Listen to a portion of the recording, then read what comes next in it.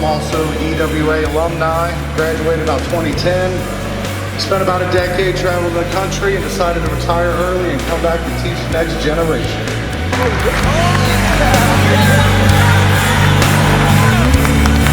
2,